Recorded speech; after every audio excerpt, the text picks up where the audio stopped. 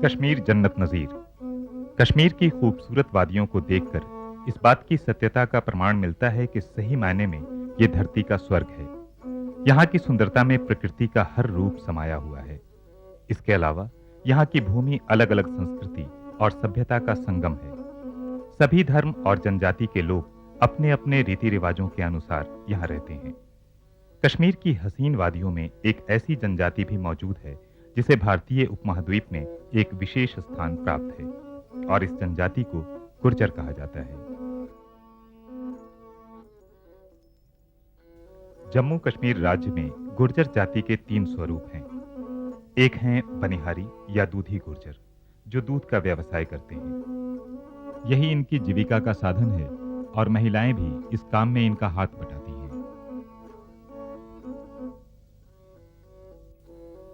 दूसरा है बकरवाल गुर्जर, जिनका काम मुख्य रूप से भेड़ या बकरी पालन होता है। शायद इसी कारण इन्हें बकरवाल गुर्जर कहा जाता है। तीसरा स्वरूप है मुर्गाबी गुर्जर, जो खेती बाड़ी का व्यवसाय करते हैं। जहाँ तक जम्मू कश्मीर के गुजर बकरवाल कौम का ताल्लुक है, ये 3 हिस्से हैं। इसमें अगर हम देखें प्रोफेशनली, पेशे के लिहाज से, एक गुजर वो हैं जो जिम्मेदारी से ताल्लुक़ रखते हैं और एक जगह पर वो बस गए हुए हैं। दूसरे वो लोग हैं जो भैंस गाय वगैरह रखे हुए हैं, उनको दोधी गुजर कहा जाता है, और उनकी जो है ज़्यादातर रहन सहन उनका दूध के बेचने और उससे जो आमदनी आती है उसमें है। इनका एक नोमैडिक करेक्टर है। ये गर्मियों में ऊंची पास्चर्स पे चले जाते हैं और सर्दियों में नीचे वाले बालाई इलाके में आ जाते हैं। दूध वगैरह और पनीर की प्रोडक्ट्स, जितनी मिल्क प्रोडक्ट्स हैं जम्मू में और कश्मीर में, ये कैटर करते हैं। स्टेट के मुख्तलिफ जो मिल्क प्रोडक्ट्स हैं उसको करते हैं, स्टेट को कैटर करते हैं। इसी तरह एक तबका बकरवाल है जो बकरियां और भेड़ उससे ताल्लुक़ रखते हैं, उस लाइफ स्टॉक से ताल्लुक़ रखते हैं। इतिहासकारों ने गुर्जर जाति के संबंध में अपनी अलग अलग राय पेश की है। कुछ इतिहासकारों का मत है कि ये जाति मध्य एशिया से अपने पूरे कुंबे और माल मवेशी के साथ भारत के हरियाली वाले क्षेत्रों में आकर आबाद होते चले गए। श्री हार्नियल के अनुसार हुन जाति कई भागों में बटी हुई थी।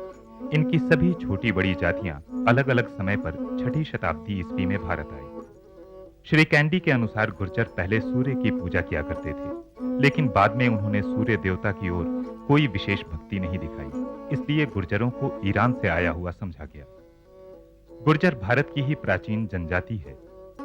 गुर्जरों की अपनी अलग भाषा है जिसे गुजरी कहते हैं। इस जाति के सभी लोग इसी भाषा का प्रयोग करते हैं। ये इनकी मातृभाषा भी है। कभी कभी ये लोग कश्मीरी भाषा का भी प्रयोग करते हैं।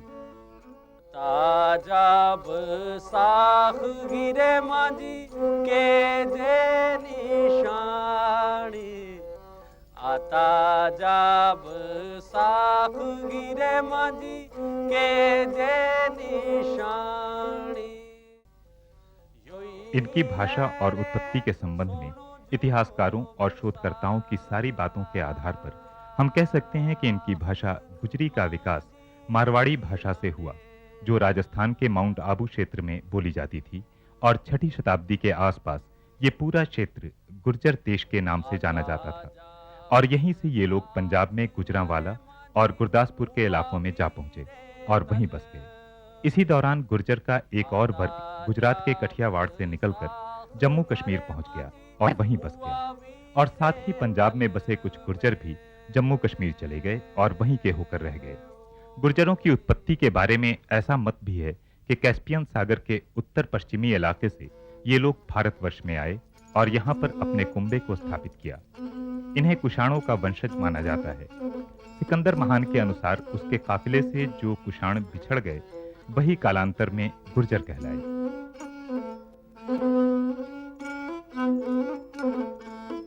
गुर्जर एक सामान्य कश्मीरी लोगों से बिल्कुल अलग दिखाई देते हैं। उनकी नाक खड़ी होती है, पेशानी उभरी हुई, शरीर काफी मजबूत और लंबा, चेहरे पर दाढ़ी और सर पर पगड़ी। इसके अलावा इनकी जीवन शैली भी बिल्कुल भिन्न होती है। मुख्य रूप से खेती का काम ज्यादातर महिलाएं ही देखती हैं। पुरुष दूध का काम या पशुपालन का काम देखते हैं। कुछ पढ़े लिखे गुर्जर सरकार की सहायता से अपना स्वयं का कारोबार भी शुरू कर चुके हैं। गुर्जर घर का निर्माण स्वयं ही करते हैं। शादी के बाद प्रायः ये परिवार से अलग हो जाते हैं। परिवार में पुत्र अगर अलग होना चाहता है तो उसकी शादी कर पूर्ण रूप से उसे आत्मनिर्भर किया जाता है।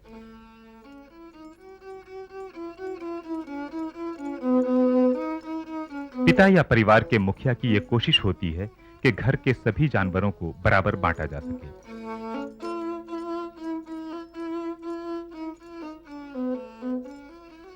भेड़ बकरी के अलावा गाय या भैंस भी गुर्जरों के पास पाई जाती है। किसी किसी घर में तो घोड़ा भी मौजूद होता है।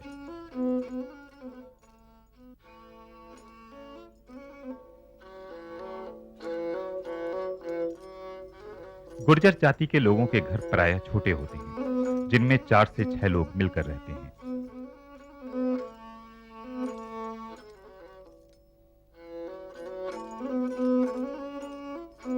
घर का मुखिया प्रायः बाहर खुले में सोता है, लेकिन उनकी बीवी और बच्चे घर के अंदर तंबू में रहते हैं। इसीलिए इन लोगों को खानाबदोश गुर्जर भी कहा जाता है। खानाबदोश गुर्जर हमेशा भ्रमण करते हैं।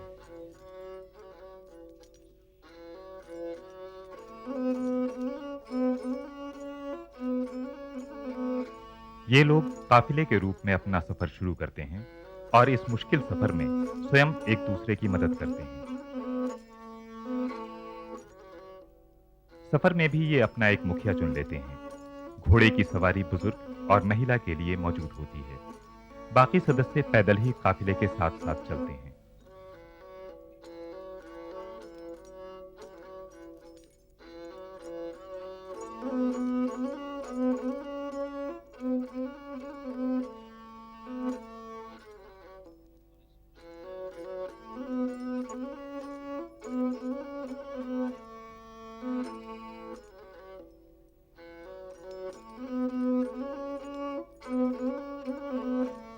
इनकी महिलाएं भी पुरुषों की तरह काफी आकर्षक होती हैं।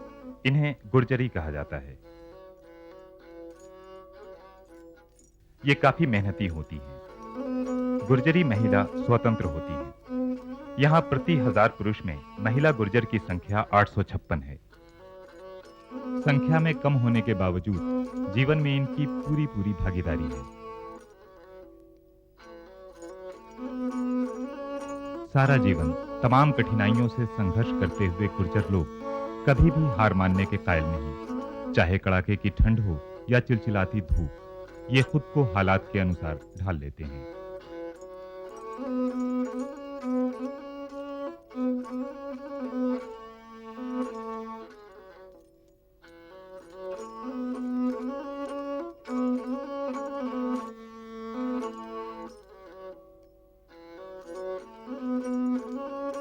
घर के कामों के अलावा चरखा काटना और बुनाई के कामों में भी महिलाएं उनका हाथ बटाती हैं।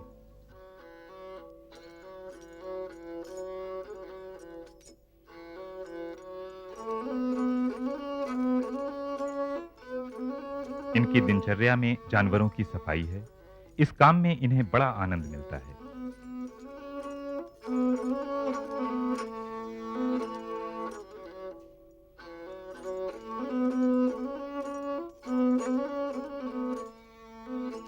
अपने बच्चों और अभिभावकों का इन्हें काफी ख्याल रहता है। इनकी महिलाओं को अपने बदन पर हमेशा भारी आभूषण पहनना पसंद है। ये सोने या चांदी के आभूषण पहनना प्रायः पसंद करती हैं। सोने या चांदी के आभूषण इनके गठे हुए शरीर पर और भी खूबसूरत लगते हैं। वैसे तो इन्हें सभी जगह आभूषण पहनना पसंद है, लेकिन कान के आभूषण का ये काफी ख्याल रखती हैं। कला के प्रति इनका प्रेम केवल जेवरों में ही दिखाई नहीं देता, बल्कि दैनिक उपयोग की वस्तुएं जैसे बर्तन इत्यादि में भी इनकी कला के नमूने साफ झलकते हैं। साथ ही ये कला के प्रति बड़े ही समर्पित होते हैं। अपनी कला को संजोए रखने और इन्हें हमेशा नए आयाम देने का प्रयत्न करते हैं। इनके घरों, इनके रहन सहन को देखकर इन बातों का अंदाजा लगाया जा सकता है। इन बर्तनों को घर में बड़े ही व्यवस्थित ढंग से रखा जाता है। ये जहां भी जाते हैं इन सभी चीजों को बड़े अच्छे ढंग से अपने साथ लेकर चलते हैं। नन पर गए सरियो ते रखया पैर तरन जर जर के ओ तुपा तप के जिमी लाल होइए रू तड़फदा नियो पानी वाज साइया तुपा तप के जिमी लाल होइए रू ते तड़फदा नी पानी वाज साइया बिना बोली जमू अबा लाट साइया तू ते चले गुर्जर जाति के लोगों में बहादुरी रची बसी होती है। इसके अलावा मातृभूमि के प्रेमी होते हैं। जम्मू कश्मीर के गुर्जर चूंकि इस्लाम धर्म के मानने वाले होते हैं, इस कारण इनके रहन सहन, रस्म और रिवाज पूरी तरह से इस्लाम धर्म के अनुसार हैं। लेकिन इसके बावजूद इनके रस्म और रिवाज में कहीं कहीं हिंदू रस्म के असर भी पाए जाते हैं। गुर्जर जाति में जब भी बच्चा जन्म लेता है तो बच्चे को स्नान करवाने के बाद मौलवी साहब बच्चे के कान में अजान पढ़ते हैं।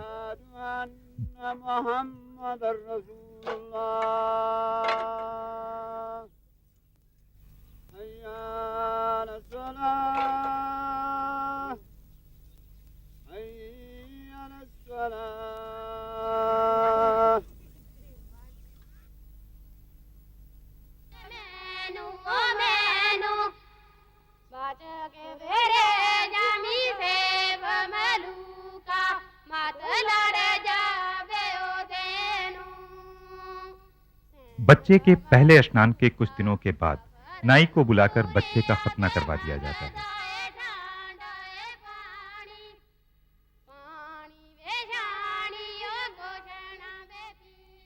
शादी में निकाह के इस्लामी रस्म के अलावा लड़की और लड़के दोनों के घर में तेल मेहंदी गीत गाया जाता है।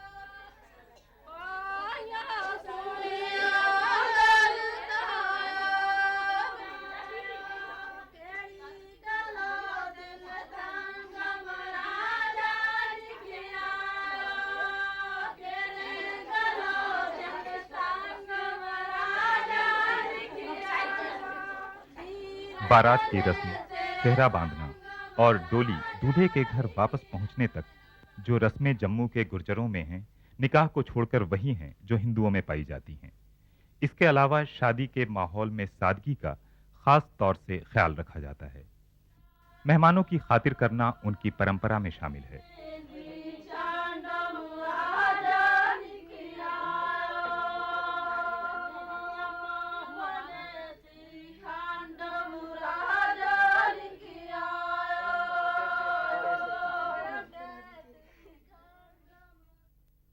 ताकि जो हमारा जो पेशो है तो इसके लिहाज नाल हमने जरूरी है कि हर एक के नाल प्यार और मोहब्बत रखनी पोए।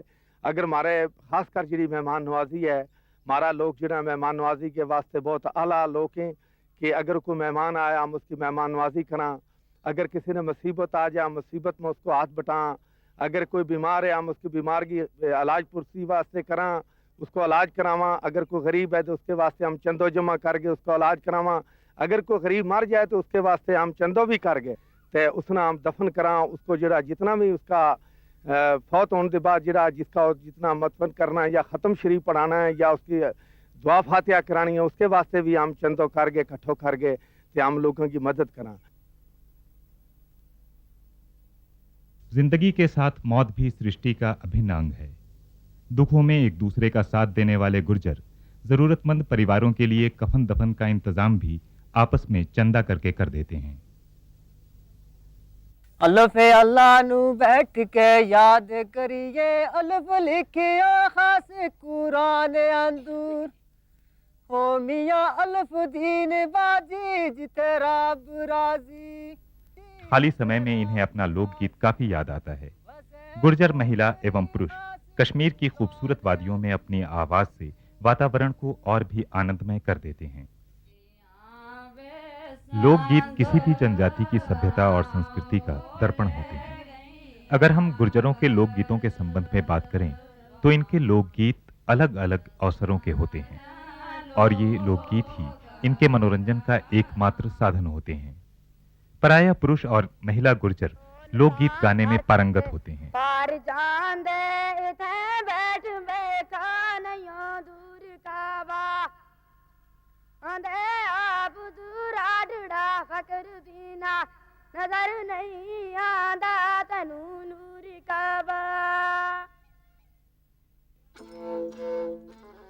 सत्ता के विकेंद्रीकरण की प्रक्रिया का असर गुर्जर समाज पर भी पड़ा है। छोटे छोटे झगड़े पंचायतों और चौपालों में भी सौहार्द के साथ निपटा लिए जाते हैं। इनकी अपनी पंचायत व्यवस्था इस सिलसिले में काफी कारगर साबित हुई है।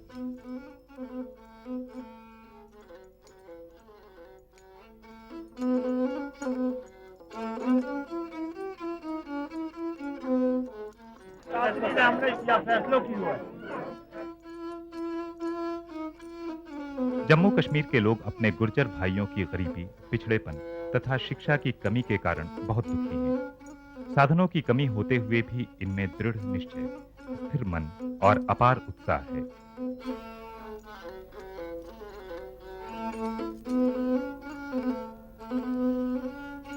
इन लोगों को कढ़ाई के काम का भी शौक है, लेकिन इनके व्यस्त होने के कारण इनके बच्चे इस काम में ज्यादा दिलचस्पी लेते हैं।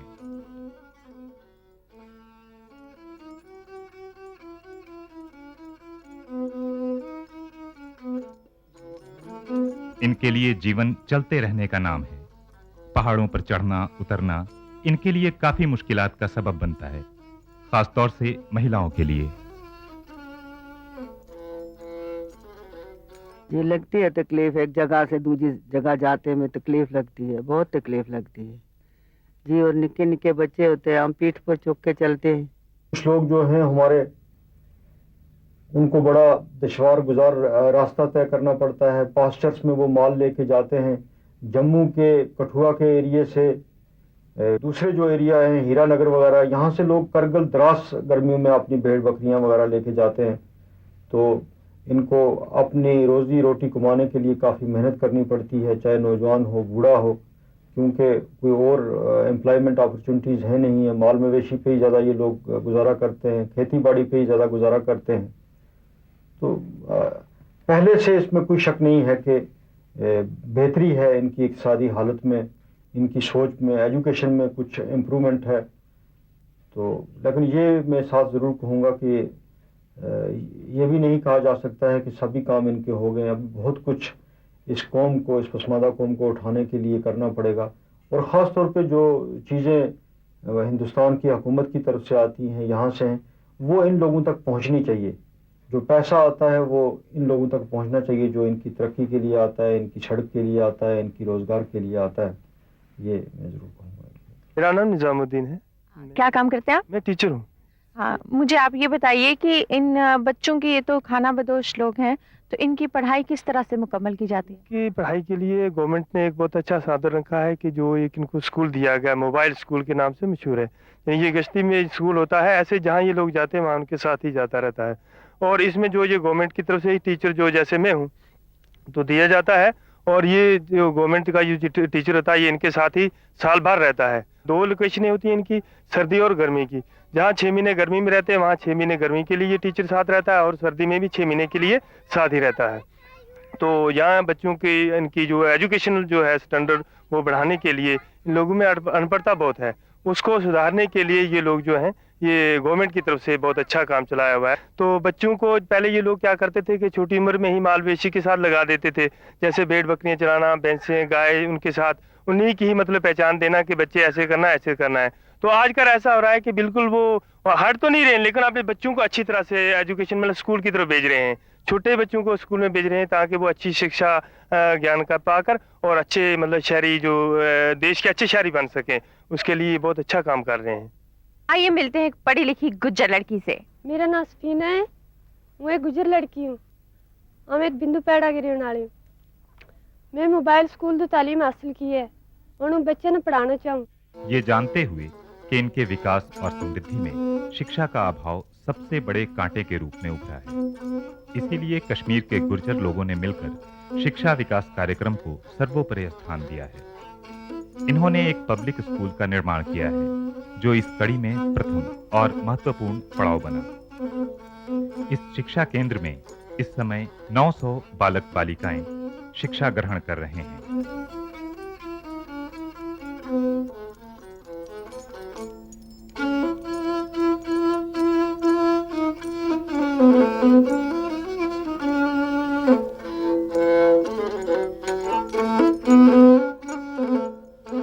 बच्चों को स्कूली शिक्षा की ओर आकर्षित करने के लिए उनको मुफ्त पुस्तकें, कपड़े और दिन का भोजन भी उपलब्ध कराया जाता है।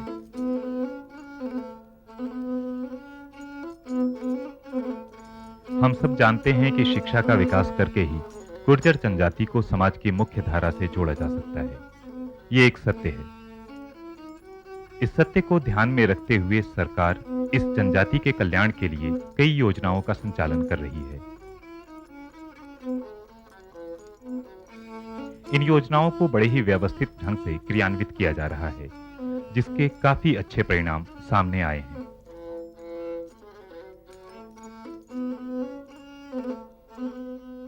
आने वाले दिनों में हम आशा करते हैं कि सरकार की इन कल्याणकारी योजनाओं से इनके जीवन स्तर को और उठाया जा सकेगा।